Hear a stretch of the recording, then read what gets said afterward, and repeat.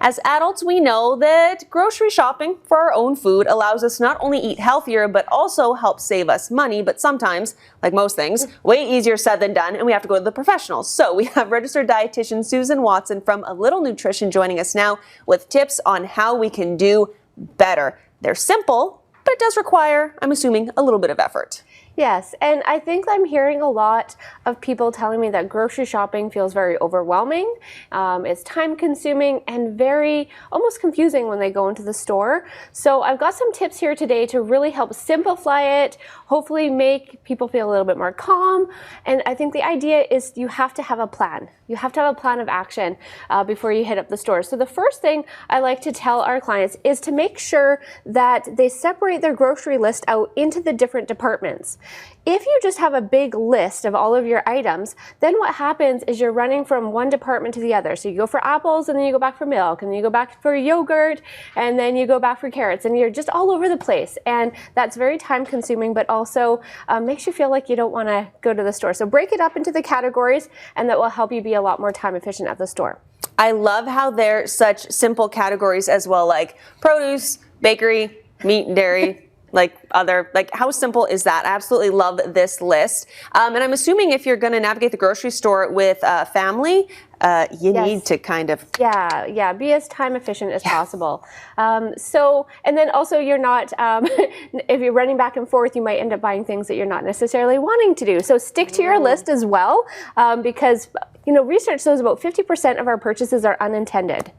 So if you have a list and you go with your list, think of all the stuff that you're buying that you don't necessarily need, right? Oh, that looks good. Oh, yeah. I'm tired. I want that junk food. Exactly. Got it. So then we want to think about variety is not necessarily better. I've heard people say like, oh, I always have to come up with new things. Like, no, you don't, right? You can have your repeat staples, say, for example, chicken, and put chicken on your list every week. But then people think, well, I get bored. I need to find new recipes. Not really. You can come up with different meal ideas by thinking about what sort of add-on dressings or herbs or spices that you can do to switch it up. So for example, I've got this Greek herbed chicken breast, and you know what, that would be this week, and next week I might use a garlic marinade, or I might use a different salad dressing, sun-dried tomato and olive oil. You can always change it up, but if you forget to buy your main ingredient, then you end up being at a loss or getting bored with that.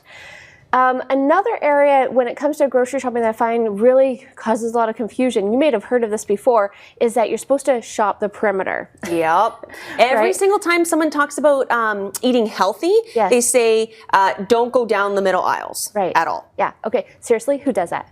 No one. That's where the cookies are, you guys. Come on. Well, it's just kind of, yes, a lot of the processed and maybe cookies are in the middle aisles, but so are great items like rice, our beans, olive oil, herbs, spices, canned goods like tuna, beans, lentils. I got examples right here. Also our frozen vegetables, which are cheaper, and also they're cut and washed ready to go. So don't necessarily knock those middle aisles. You have to be a little bit more selective, and most stores, things like milk and eggs are at the back of the store, so you have to go through them, but don't necessarily avoid those middle aisles because you're missing out on a lot of great whole grain, like quinoa, like whole grain quinoa is in the middle aisle. And the other thing is that we are seeing a lot more of the less healthy foods being marketed on the perimeter now, right? So think about end caps with, bonus deals or inexpensive deals, but of less healthy foods. So it's not always the case, and don't let that trip you up. Lastly, please tell me you've started online shopping. If you haven't started online shopping, you are missing out. It is the #1 tip that I'm giving a lot of my clients, and that is because you don't have to deal with the crowds. You don't have to deal with the lineups at the till. You don't have to deal with the chaotic parking lots, and you can purchase just what you want. They're not, coming at you. They're not putting those cookies in there for you. Exactly. The best thing is once you do one order, you have repeat ingredients. So every time you do it, it actually becomes less time to do it. So I can get my online order done in under 10 minutes. Oh, you can't ask for anything better. We always want more tips from you. If we want to work with you, Susan, how do we find you? www.alittle.nutrition.com. Just that simple.